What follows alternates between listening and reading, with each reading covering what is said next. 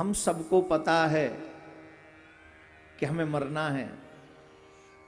कोई अगर हमसे पूछे कि भाई तुम यहां आए किस लिए हो, तो सबसे सार्वभौम सत्य, अगर यूनिवर्सल ट्रुथ अगर हमें कोई आंसर देना पड़ा तो वो आंसर होगा मरने के लिए। यही सत्य है। हम यहां आए किस लिए हैं? एक ही सत्य है कि मरने के लिए आए। हमारी एक जर्नी है, एक यात्रा है, वर्थ टू डेथ, जन्म से मृत्यु। यही है भाई। अगर आप किसी फ्लाइट में बैठे, रेल में बैठे, कल मैं बजट में सुन रहा था हमारी भारत सरकार ने 150 ट्रेनें लाने का एक प्रोजेक्ट तैयार किया है कि 150 ट्रेनें नहीं आएंगी और वो बड़ी अच्छी ट्रेन होंगी, हाई स्पीड और व्यवस्थाओं से। अच्छा लगा सुन के।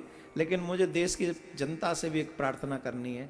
सरकार आपको अच्छी चीज़ें बना के दे सकती है, लेकिन उसमें से टोंटी खोल के तुम ले जाओ, टीवी खोल के तुम ले जाओ, तो सरकार क्या करेगी? मेरा आग्रह है आप सबसे, देखो सरकार हमारे ही पैसे से हमको व्यवस्थाएं देती है। जैसे ठेकेदार को अपना घर बनाने का ठेका दे दो तो वो बना तो देगा, लेकिन पैसा आप ही का है। वैसे ही सरकार में जो भी वस्तु हमें देती है वो पैसा हमारा ही है, तो हमारे पैसे की, हमारी उसकी व्यवस्था हमें संभाल के रखनी चाहिए। खैर, मैं बात कह रहा था जर्नी की। एक ट्रेन में आप लखनऊ से बैठे, उद्देश्य टिकट लिया है, दिल्ली जाना है, यही उद्देश्य। द सेम थिंग, हम लोग जब जन्म लिए उसके बाद एक आखिरी स्टॉपेज क्या है? बोले मृत्यु। दुर्भाग्य इस बात का है कि हम आखिरी स्टेशन को भूल जाते हैं, बाकी सारे काम बीच में करते रहते हैं। हमें दिल्ली जाना है ये भूल जाते हैं और तमाम बातें हम लोग बीच में कर लेते हैं, और वही बीच की बातें जो हैं वो हमें दुख देती हैं। इस संसार में सबसे बड़ा अगर सत्य है तो वह है, उसका नाम है मृत्यु। और मृत्यु की 3 चीजें होती हैं जिसके बिना मृत्यु नहीं होती: टाइम, प्लेस एंड रीजन।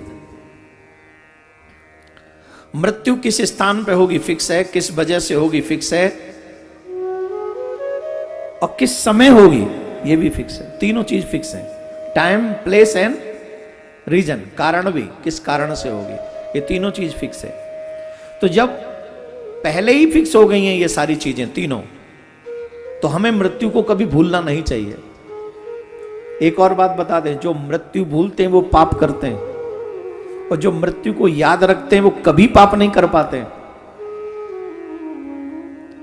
हम लोगों से पाप कैसे हो जाते हैं? बोले हम ये सोचते हैं अरे क्या बात है, कई लोग तो आपको ऐसे मिल जाएंगे कहते हुए अरे जिंदगी मिली है ऐश कर लो,